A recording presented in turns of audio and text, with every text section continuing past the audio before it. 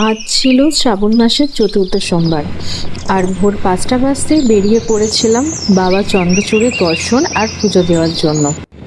বাড়ি থেকে বেরিয়েই বুঝতে পারলাম আজকের সকালটা একটু অন্যরকম। ভোরের আলো তখনও ঠিকমতো ফোটেনি, অথচ রাস্তা জুড়ে এত ভিড়।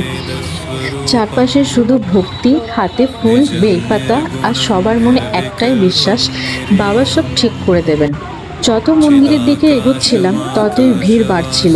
মনে হচ্ছিল সবাই যেন নিজের নিজের প্রার্থনা নিয়ে বাবার কাছে ছুটে চলেছে। মন্দিরে যাওয়ার পথে প্রথমেই আমি ফুলের মালা কিনে নিলাম, সঙ্গে বাবার পুজোর জন্য প্রয়োজনীয় কিছু পুজোর জিনিসও কিনলাম। এই ফুল, বেলপাতা আর পুজোর সামগ্রীগুলো হাতে নিলে কেন জানি মনটা আরও ভক্তিতে ভরে যায়। মনে হয় এবার সত্যি বাবার সামনে গিয়ে নিজের মনের কথাগুলো খুলে বলবো। আজ আমি দণ্ডি দিয়ে বাবার পুজো দিলাম। আমার কাছে দণ্ডি দেওয়া শুধু একটা নিয়ম নয়, এটা একটা বিশ্বাসের জায়গা। নিজের সমস্ত চাওয়া পাওয়া, কষ্ট আর মানত বাবার চরণে সমর্পণ করে দেওয়ার একটা আলাদাই অনুভূতি।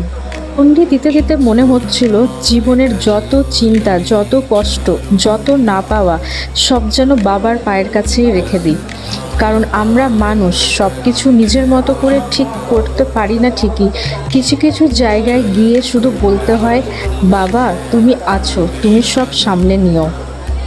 আজ মন্দিরের চারপাশটা একেবারে ভক্তিতে ভরে গিয়েছিল। কেউ পুজো দিচ্ছেন, কেউ প্রার্থনা করছেন, আবার কেউ শুধু একবার বাবাকে চোখের দেখার অপেক্ষায় ছিলেন। আমি মনে মনে শুধু একটাই কথা বলছিলাম, জয় বাবা চন্দ্রচূড়।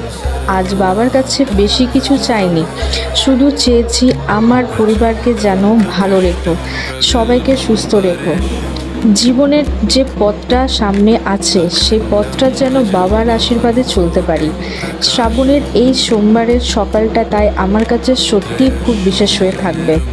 শ্রাবণ মাস হোক কিংবা না হোক, সোমবার এলেই আমার মনে হয় একটাই নাম, যেটা হলো জয় বাবা চন্দ্রচূড়।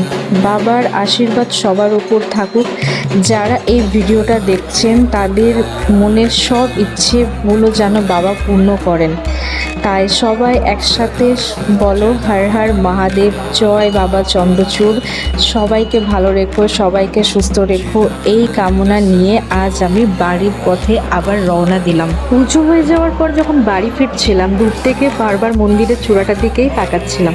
কেন জানি মনে হচ্ছিল বাবাকে ছেড়ে আসছি ঠিকই, কিন্তু বাবার আশীর্বাদটা যেন সঙ্গে নিয়েই ফিরছি। মধ্যে যত চিন্তা অস্থিরতা ছিল সব যেন এক মুহূর্তে শান্ত হয়ে গেল।